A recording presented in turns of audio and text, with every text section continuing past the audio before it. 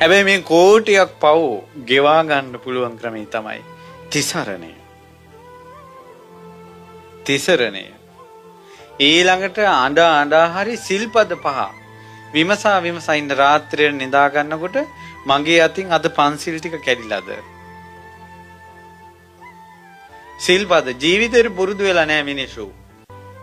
අද දවසේ ඇතුළත මට තුනුරුවන්ට මගෙන් නරක වචනයක් කියුණාද? නොකල යුතු ක්‍රියාවක් සිද්ධ වුණාද? හැමදාම තිසරණේ සීකර කර ඉන්න. ඒතර මුළු දවසේම සිල්පද 5 කැඩිලා නැත්තම්, තුනුරුවන්ට අගෞරවයක් වෙලා නැත්තම්, රෑ නිදාගන්නේ තෙරුවන් සරණයි සීලයයි තියෙන කෙනෙක් විදියට නින්දෙම මැරිලා ගියක් කමක් නැහැ. නින්දෙම මැරිලා ගියත් කමක් නැහැ.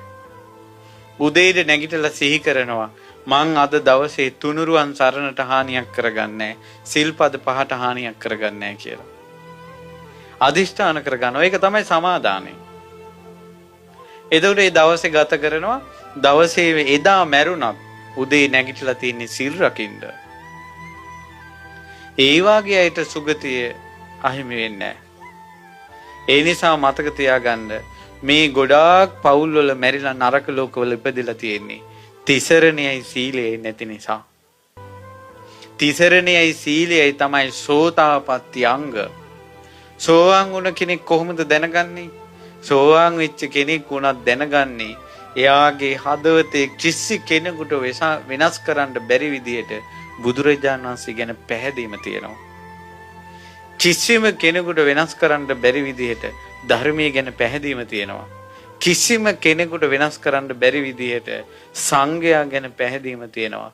සෝවාන් වුණොත් කෙනෙක්, සෝවාන් වෙච්ච කෙනා මැරුවත් සතෙක් නෑ මරන්නේ. සෝවාන් වෙච්ච කෙනා මැරුවත් එයාගේ අතින් නම් හොරකමක් කරවන්න බෑ. සෝවාන් වෙච්ච කෙනා මැරුවත් එයාගේ අතින් නම් වැරදි කාම සේවනයක් කරන්න බෑ. සෝවාන් වෙච්ච කෙනා මැරුවත් එයාගේ කටින් නම් බොරුවක් ගන්න නම් බෑ. සෝවාන් වෙච්ච කෙනා මැරුවත් එයාට නම් සුරාවක් දෙන්න බෑ.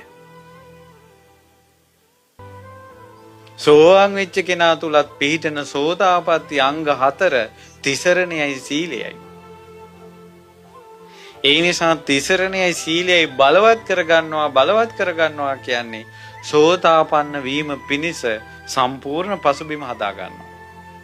ඔහු නැවත ධර්මයේ අහනකොට ඔහුට තේරුනොත් එහෙම මේ ගත කරන ජීවිතය අනිත්‍ය එකක්, වෙනස් වෙන දෙයක්, මම මගේ ආත්මය කියලා ගන්න දෙයක් නෑ කියලා. අනිත්‍යයි, දුකයි, අනාත්මයි කියලා. අනිත්‍යයි කියලා කියන්නේ වෙනස් වෙනවා, ස්ථිර නෑ. වෙනස් වෙන ස්වභාවයකටපත් වෙනවා. ඊළඟට නිට්ටය නෑ කියන අදහස.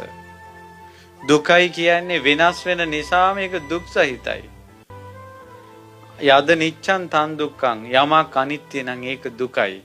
යමක් අනිත්‍ය නම් දුක නම් වෙනස් වෙනවා නම් ඒක මගේ ආත්මය කියලා ගන්න බෑ. ඒක තමයි අනාත්මයි කියන්නේ. අන්න ඕක හොඳට ප්‍රකට වෙන්න ගන්නවා. හැබැයි පරිසරයේ තියෙන්න ඕන, තිසරණේ තියෙන්න ඕන, සීලේ තියෙන්න ඕන. ආන්න යන්නේ තිසරණේ ඒ ත්‍රිලක්ෂණේ හිතේ වැටෙනකොට ජීවිතයේ සත්‍ය ස්වභාවය තේරෙනකොට තමයි කෙනෙක් මාර්ගඵල ලබන්නේ. හැබැයි එතෙන්ට යන්න මුල උතන. දුස්සීල වෙලා ඉඳලා ගෙවල් වල මිනිහලා මරා ගන්න හදාගෙන ඉඳලා දෙමව්පියන්ගේ මූණේ දැලි ගාගෙන පව් කන්දරාවත් කරගෙන නම් නිවන් දකින්න හදන්නේ. එහෙනම් මැරිච්ච දහමක් වෙන්න ඕන. මේ දහම මැරිලා නැහැ. බුදුරජාණන් වහන්සේගේ ධර්මයේ ජීවමානයි. ඒක තමයි අද බණට ඉගෙන ගත්තේ. ඒ නිසා හොඳට හොඳ විපාකත්, නරකට නරක විපාකත් තියෙනවා. වරදින් නැගී හිටින්න පුළුවන්, කුසල් වඩන්න පුළුවන්. ඒ තමයි ජීවමාන ධර්මය. ඒ නිසා ඔබ සියලු දෙනාට ජීවමාන ධර්මයේ පිහිට සැලසේවා කියලා සිත පතනවා.